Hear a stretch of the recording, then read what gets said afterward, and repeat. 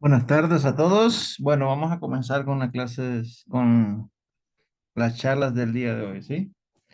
El primer tema del día de hoy vamos a hablar un poquito de nistagmus. En realidad, pues es un tema bastante complejo y el objetivo principal, pues, es saber diferenciar y distinguir entre un nistagmus adquirido y uno congénito, o uno patológico y otro no patológico, ¿verdad? Primero vamos a saber, uy, no me cambia esto.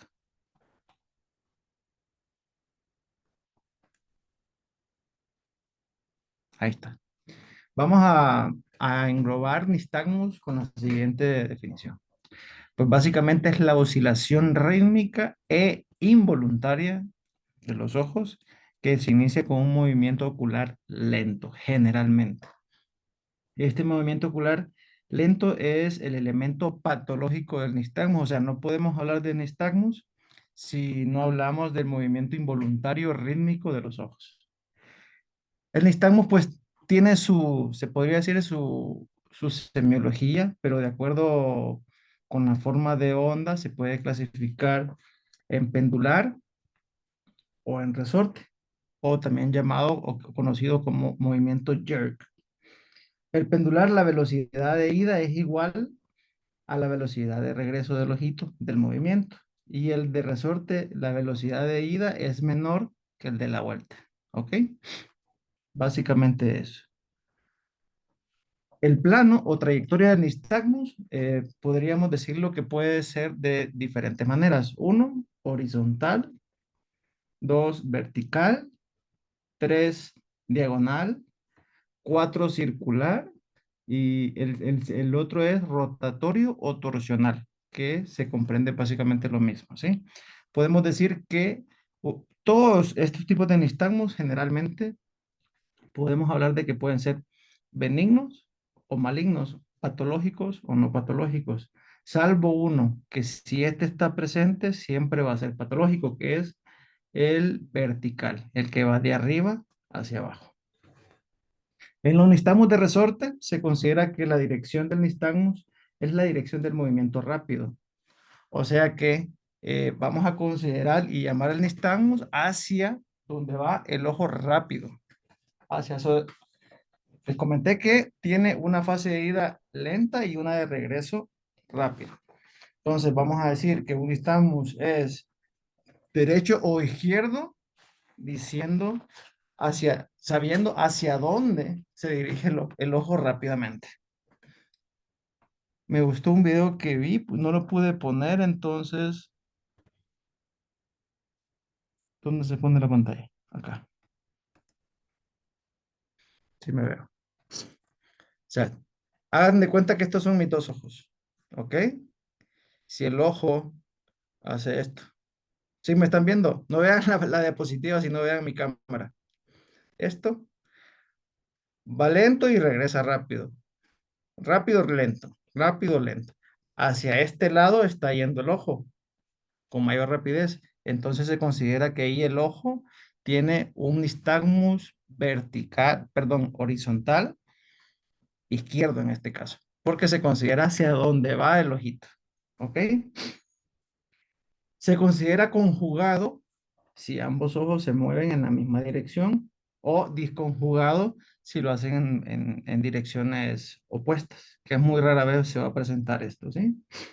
Y es disociado si la amplitud del mismo es diferente en cada ojo, si los nistagmus tienen diferente velocidad y dirección ya sea en el derecho o en el izquierdo. Eso es como para una breve introducción de lo que es el nistagmus y una breve semiología para saberlo describir a la hora de, por ejemplo, estamos en X o Y rotación y queremos presentar un paciente con nistagmus, tenemos que saber diferenciar y presentar al paciente con todas estas características que le comenté. ¿Va? Ahora vamos a hablar del nistagmus fisiológico, o sea, que no es patológico y que se puede encontrar en los pacientes sin que estos pacientes tengan alguna alteración patológica. ¿Ok? La mayoría de estos nistagmus tienen ciertas características que comparten, que se las voy a mencionar más adelante. Vamos a hablar primero del nistagmus de posición final de la mirada, del optokinético, del calórico y del rotacional. El nistagmus de posición de final de mirada, pues básicamente lo podemos encontrar en un examen oftalmológico de rutina en aproximadamente en el 5 a 10% de los pacientes, ¿verdad? Eh, los requisitos para considerar fisiológico un nistagmus de posición final de la mirada son las siguientes. Uno, presenta solo en los extremos horizontales de la mirada, ya sea en el extremo de la visión hacia el lado izquierdo o al extremo del lado derecho. Trayectoria primaria horizontal, la fase rápida de la dirección de la mirada, o sea que se va a dar hacia el lado hacia donde está viendo el ojito.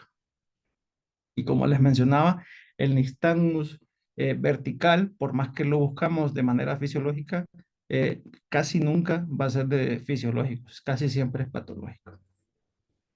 Va a ser corto, dura, eh, es de recorrido corto y aparte nunca se va a repetir más de 3, 4 veces cuando lo inducimos. ¿Ok? Siempre es simétrico y no se acompaña de otros fenómenos neurooftalmológicos, o sea que tiene que estar completamente normal el paciente. El nistagmus, eh, el nistagmus calórico, ¿cómo se los explico? Bueno, sabemos que el componente del nixtamus, aparte del componente ocular, tiene el componente vestibular. Entonces sabemos que la irrigación unilateral de un conducto auditivo externo produce el movimiento del endolinfa. Si estos medios calóricos, ya sea frío o caliente, generalmente los calientes en mayor de las ocasiones, va a producir estos movimientos de nistagmus de origen vestibular, entonces no se considera patológico en este caso, por cambios de temperatura a nivel de los canales semicirculares. ¿Ok? ¿Qué más? Vamos a hablar del nistagmus calórico, que es ese, ¿va? Y el nistagmus rotacional, que es el inducido cuando hacemos movimientos sacádicos de la cabeza hacia un lado, hacia el otro, y se producen de manera fisiológica. Ahora vamos a hablar de nistagmo patológico, o sea, no fisiológico. Solamente hay tres mecanismos por los cuales podemos obtener o producir o tener en un paciente un nistagmo patológico. La primera y principal es por pérdida visual uni o bilateral, ¿sí? La segunda es disfunción vestibular, ya sea periférica o central. Periférica, estamos hablando, como les dije yo, del aparato vestibular y central, pues a nivel cerebeloso, generalmente. Disfunción del integrador neuronal. Eso se lo voy a mencionar y se lo voy a explicar un poquito más adelante porque está un poquito complejo, ¿sí? Eh, el primero por pérdida visual básicamente se da por pérdida de fijación en los pacientes, o sea, el paciente al tener una muy mala visión, ya sea por catarata, por hemovitrio, por un conducto persistente, eh, va a producir un nistagmus por déficit o privación visual. Eh, la alteración de difusión vestibular básicamente va a ser por la pérdida del reflejo óculo vestibular. Y el integrador, pues, es un poquito más complejo porque están comprometidos tanto el núcleo vestibular y el núcleo vertical. Es el intersticial de Cajal, que es un poquito complejo porque es pura patología de neurología, se considera el organizador de la orquesta del cerebelo, el integrador neuronal. Ahora vamos a hablar un poquito del nistagmus congénito. Ahora se lo vamos a dividir en congénito o adquirido. La característica principal para poder diferenciar tanto un nistagmus congénito o un nistagmo adquirido básicamente va a ser el tiempo de aparición. ¿Cuándo va a ser el nistagmo congénito? Se inicia básicamente entre el nacimiento y los 6 meses de vida. Rara vez se presenta el nacimiento, generalmente aparece en la octava y 12ª semana. Inicialmente arrítmico, intermitente, con serie de sacudidas irregulares horizontales u oblicuas, ¿verdad? La mayoría de los pacientes, un 90% de estos pacientes, tienen una muy mala agudeza visual. No se puede cuantificar, ¿por qué? Por la edad de los pacientes, ¿no? Porque son recién nacidos. Generalmente está causada por alteraciones genéticas como albinismo, aniridia, acromatopsias genéticas, atrofias ópticas, hipoplasias ópticas y cataratas congénitas. También existe una variante que le llaman nistagmus idiopático. Ya cuando no podemos darle en la tecla un diagnóstico, nos encanta ponerle idiopático a todo para no calentarnos la cabeza, ¿no? Pues, es un nistagmus congénito sin evidencia clínica ni electrofisiológica de disfunción visual o cerebral. Estos pacientes casi siempre tienen, como siempre, una muy baja agudeza visual, aproximadamente un 20/40, 20/70, y puede haber historia familiar de nistagmus. Generalmente siempre está ligado, pero no se ha entendido, pues, como siempre, una etiología, una fisiopatología de este tipo de nistagmus. Pero aparece solamente esta alteración fisiológica.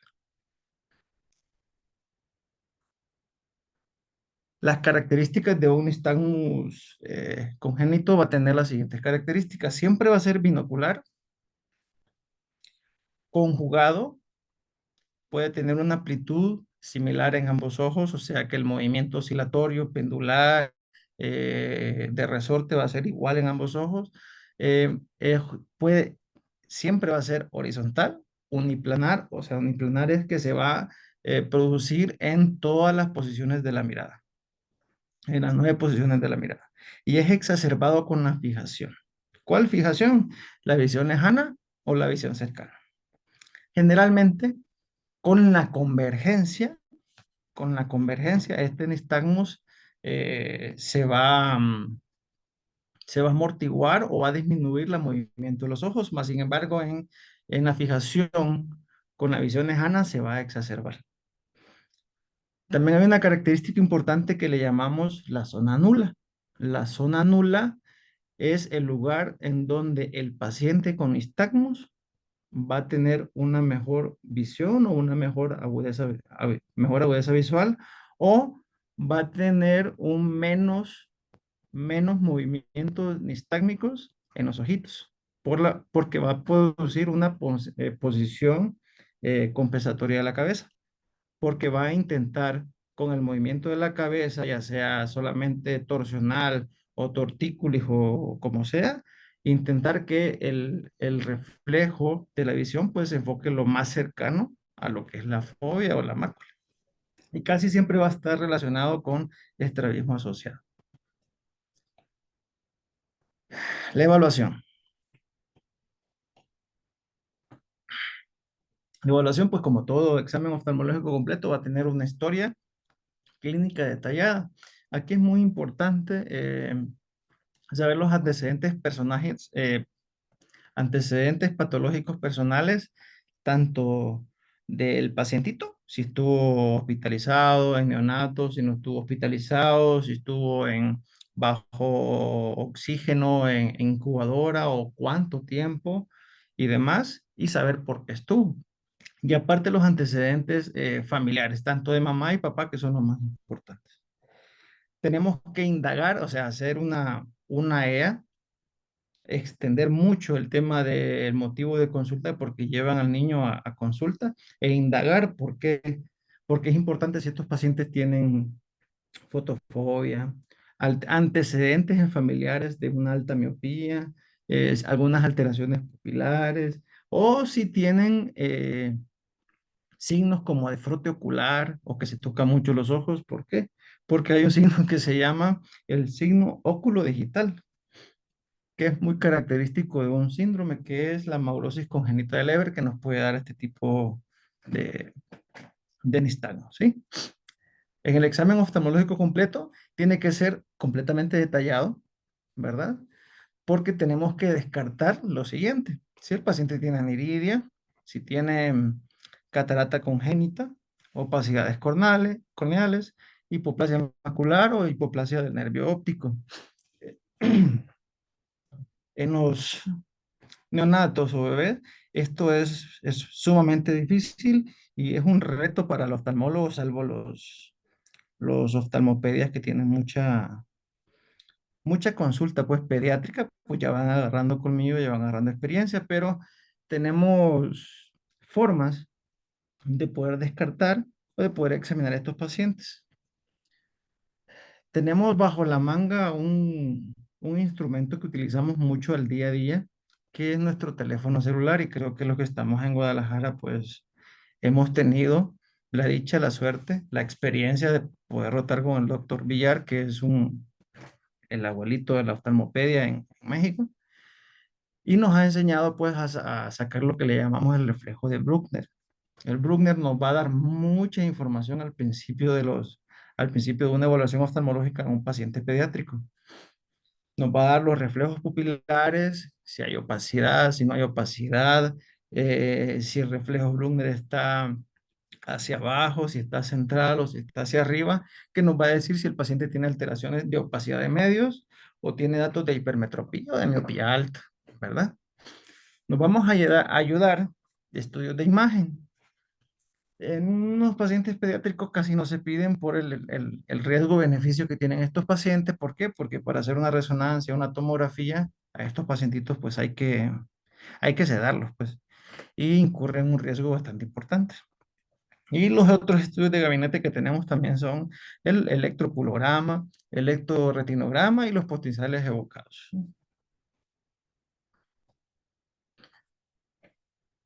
El manejo del nistagmus congénito lo dividimos en tres. Uno, el tratamiento médico.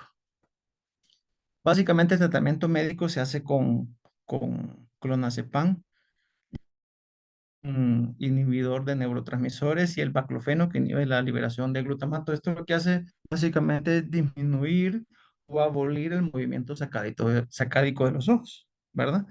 Tratamiento óptico, cuando estos pacientes tienen algún tipo de estrabismo o de insuficiencia de convergencia y demás, ¿verdad? ¿Para qué?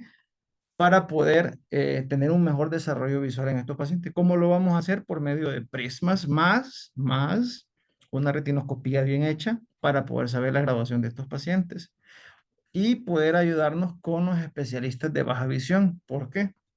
Porque hay estudios que nos dicen que si los pacientes con estrabismo, perdón, con nistagmus, no tienen la capacidad de enfocarse en la zona nula, que era lo que les mencionaba en las diapositivas pasadas, por medio de primas podemos hacer que los reflejos o el eje visual llegue directamente o lo más cercano a la fobia y así poder tener un mejor desarrollo visual en estos pacientes, ¿verdad? Tratamiento quirúrgico, pues cuando son pacientes obviamente quirúrgico, pues como catarata congénita, hemovitrios, retinopatías del prematuro. Y aquí estamos hablando también de unas variantes quirúrgicas que están un poquito sádicas para mí, porque las estuve viendo, ahí les paso los videos cuando les pase la presentación, que son la operación de Kestenbaum y la operación de Coopers, que lo que busca es también encontrar la zona nula en estos pacientes que tienen nistagmus. Ahora nistagmus adquirido. ¿Estamos bien con nistagmus congénitos, chicos, o tienen alguna pregunta para no mezclarlos?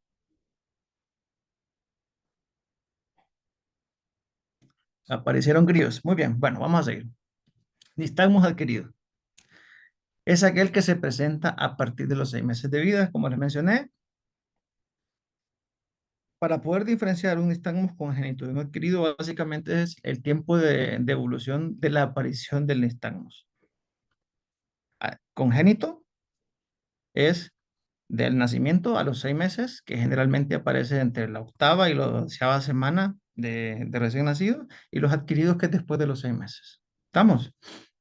Ahora, el adquirido puede ser monocular o binocular. Puede ser pendular o en resorte. ¿Sí? Ahora bien, Vamos a hablar un poquito de los monoculares. De los monoculares tenemos las siguientes patologías, patologías porque ya son la mayoría patológicas que nos pueden producir un nistagmo adquirido. Una es pérdida de visión monocular, mioquinia del oblicuo superior, oftalmoplegia internuclear, miastenia gravis, y los parálisis craneales que son del tercero, cuarto y sexto par craneal, que son los pares craneales que inervan los músculos extraoculares, ¿verdad? Ahora, con pérdida de la visión en los pacientes con nistagmos adquiridos, tenemos varias opciones. Las más frecuentes son cataratas del desarrollo, hemovitreos por retinopatía del prematuro, por traumas y demás. Y en casos, pues, espero, yo nunca he visto uno, pero espero nunca encontrármelo, en casos así fuertes como gliomas del nervio óptico o del quiasma óptico, ¿verdad?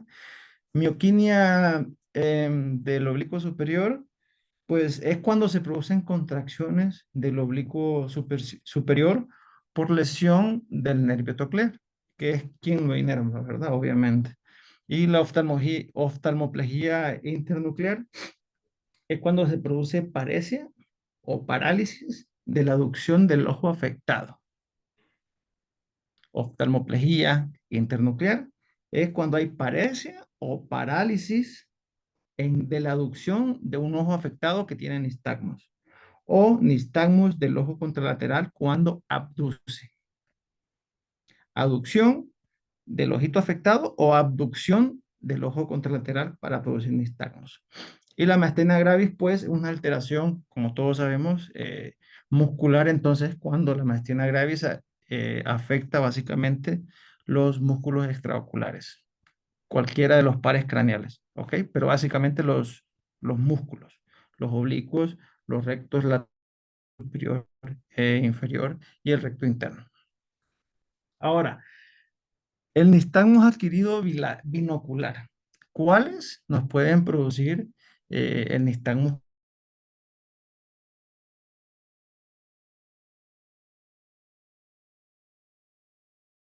nutans? Que se lo voy a explicar, espero poder explicárselo bien. Y lesiones del tronco cerebral. La disminución, me escuchan chicos porque me parece que su conexión es inestable. Sí, sí, te escuchamos. Cortado. No, bien. Sí, se te Hola. escucha bien. Yo sí igual escucho bien. Ah, bueno, perfecto. Vamos a hablar de lo binocular, vamos a hablar de la disminución de la agudeza visual binocular, ¿sí? ¿Cuándo se va a dar eso? Cuando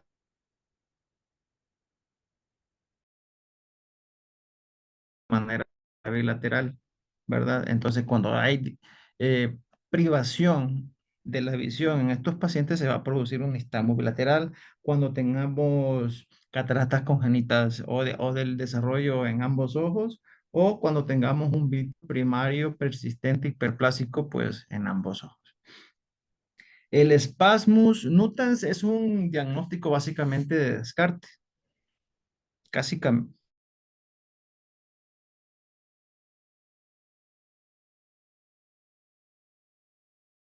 se hace por descarte ya cuando descartamos todas las patologías que nos pueden producir nistagmus anatómicamente, fisiológicamente y neuronalmente está normal, pero se caracteriza por tener una triada. La triada del spasmus nutans es la siguiente. 1, nistagmus. 2, cabeceo. Y 3, tortícolis. ¿Por qué? Porque el pacientito va a tener el reflejo de tortícolis para poder buscar la visión nula que le estaba mencionando anteriormente, ¿verdad? Y las lesiones del tronco cerebral van a ser secundarios pues a esclerosis múltiples, infartos, hemorragias, el chicken baby y básicamente cosas así, ¿verdad? El tratamiento del nistagmo adquirido pues es controversial. Casi siempre se da por medio de escopolamina, gabapentina, baclofeno, clonazepam y memantina, pero ya es un manejo multidisciplinario, ¿no? Que A mi parecer, creo que el oftalmólogo pediatra no estaría en la facultad de poder manejarlo, sino apoyarse, y no con un pediatra, sino con un neurólogo pediatra.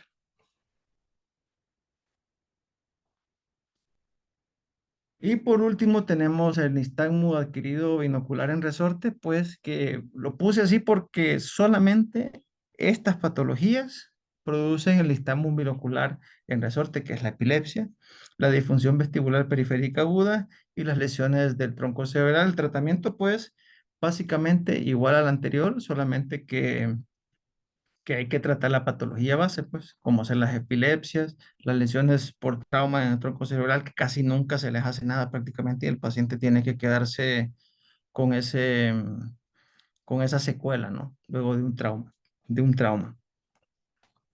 Y básicamente eso, chicos. Un tema muy feo, la verdad. Espero que les haya quedado claro el hecho de poder diferenciar entre un nistagmus congénito y adquirido y entre uno patológico y uno no patológico.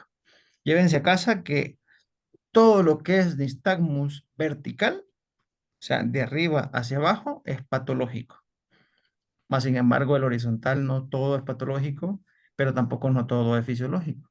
Y siempre cuando tengamos un nistagmus horizontal, sí o sí hay que estudiar bien el paciente. Si no podemos, lo referimos. Pero no quedarnos con la espina o con la duda de, de qué será este paciente que tiene nistagmus, ¿verdad? Ya sea con oftalmopedia o con neurooftalmo. Pues a pesar de que no te gusta tu clase, pero la diste bien. No, pues me tiene que gustar. Si tengo que dar la clase, ¿qué voy a hacer? Yo creo No, que, no sé si alguien de acá quiere ser neurooftalmo, pero pues, en lo personal a mí no me gusta. a la Obviamente es un doctora tema Kaylin un Calix le poco, encanta. bueno, hay unas excepciones que son raros esos casos, pero se pueden dar. De igual manera, o sea, aunque no lo crean, tienen que saber cuál es una cosa y cuál es la otra para poder referirlo. Si no, no van a hacer nada y el paciente lo que quiere es una solución. Entonces, cuando ya no nos corresponde, pues refiéranlo. O sea, no está de más referirlo. Como bien dijiste, hay diferentes tipos de nistagmo, están los congénitos y están los patológicos. Obviamente ya no es patológico, ya estamos hablando de una serie de estudios totalmente ajenos a un oftalmo general que ya debe de ser manejado por un neurooftalmo. Bien dijiste tú, las técnicas que se ocupan en algunas cirugías de nistagmo son pocos los que la hacen, pero hay varios cirujanos de estrabismo que sí realizan cirugías en nistagmo.